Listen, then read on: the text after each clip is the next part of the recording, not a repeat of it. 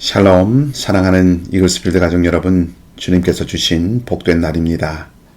2022년 10월 6일 목요일, 우리가 함께 묵상할 말씀은 사무엘하 12장 1절에서 14절까지의 말씀입니다.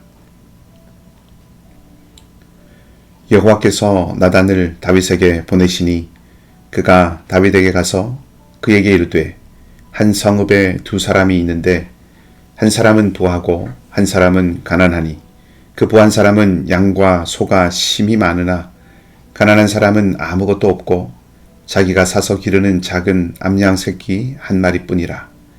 그 암양 새끼는 그와 그의 자식과 함께 자라며 그가 먹는 것을 먹으며 그의 잔으로 마시며 그의 품에 누움으로 그에게는 딸처럼 되었거늘 어떤 행인이 그 부자에게 오매 부자가 자기에게 온 행인을 위하여 자기의 양과 소를 아껴 잡지 아니하고 가난한 사람의 양 새끼를 빼앗아다가 자기에게 온 사람을 위하여 잡았나이다 하니, 다윗이 그 사람으로 말미암아 노하여 나단에게 이르되, 여호와의 살아계심을 두고 맹세하노니 이 일을 행한 그 사람은 마땅히 죽을 자라. 그가 불쌍히 여기지 아니하고 이런 일을 행하였으니 그 양 새끼를 4배나 갚아주어야 하리라 한지라. 나단이 다윗에게 이르되, 당신이 그 사람이라.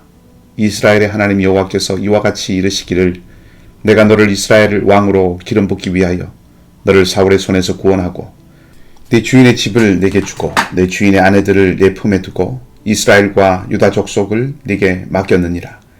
만일 그것이 부족하였을 것 같으면 내가 네게 이것저것을 더 주었으리라.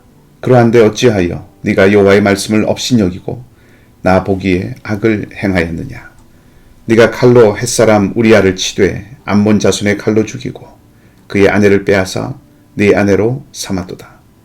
이제 네가 나를 업신여기고 햇사람 우리아의 아내를 빼앗아 네 아내로 삼았은즉 칼이 네 집에서 영원토록 떠나지 아니하리라 하셨고, 여호와께서 또 이와 같이 이르시기를, 보라, 내가 너와 내 집에 재앙을 일으키고 내가 네 눈 앞에서 네 아내를 빼앗아 내 이웃들에게 주리니 그 사람들이 네 아내들과 더불어 백주에 동침하리라.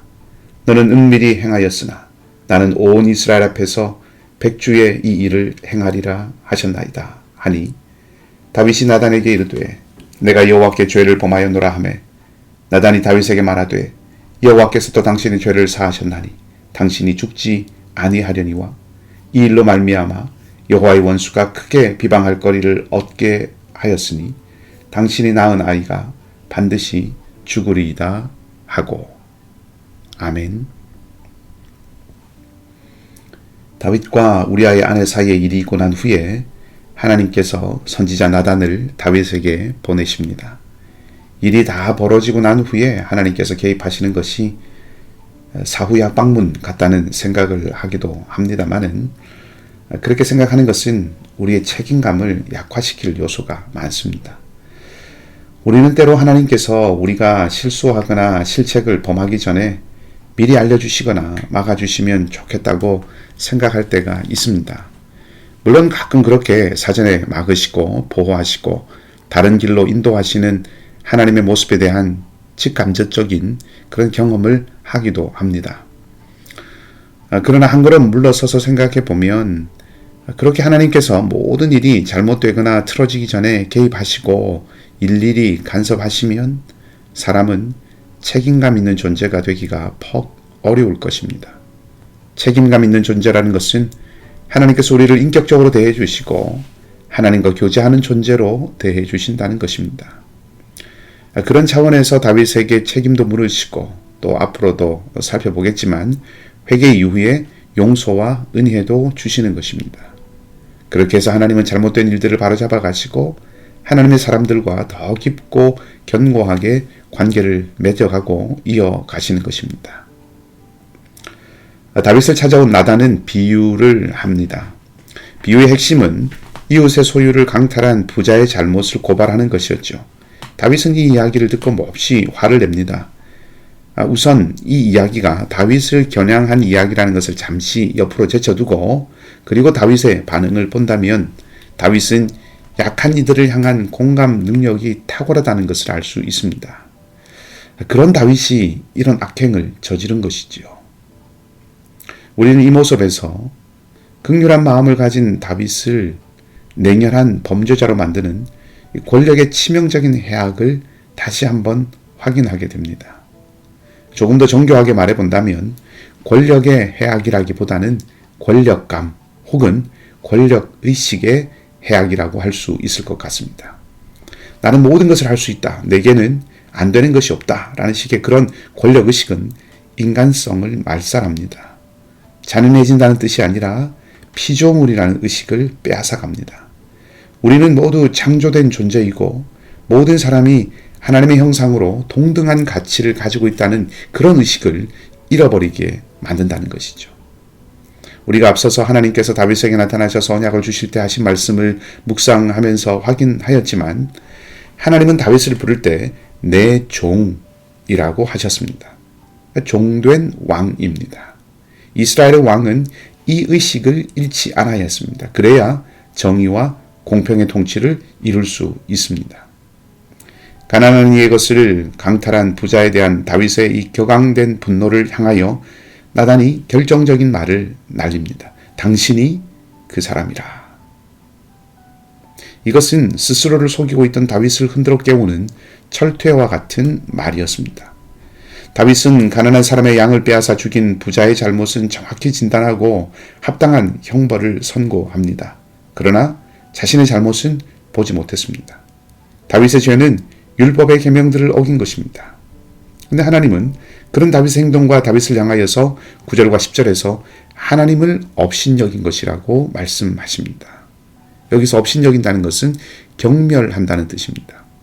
율법을 어겼고 그렇기 때문에 율법에 정해진 형벌을 받아야 한다고 하시지 않았습니다. 그것을 넘어서 그 근본적으로 하나님과의 관계의 문제로 이 일을 바라보십니다. 죄는 관계를 깨뜨리는 것입니다. 죄는 관계를 파괴합니다. 죄는 상대와 나 사이에 틈을 만듭니다.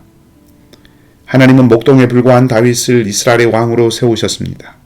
살인할 마음으로 가득한 사울의 손에서 구해주시고 살 길을 열어주셨습니다. 나아가서 사울의 집안의 것들을 모두 다윗에게 넘기셨습니다.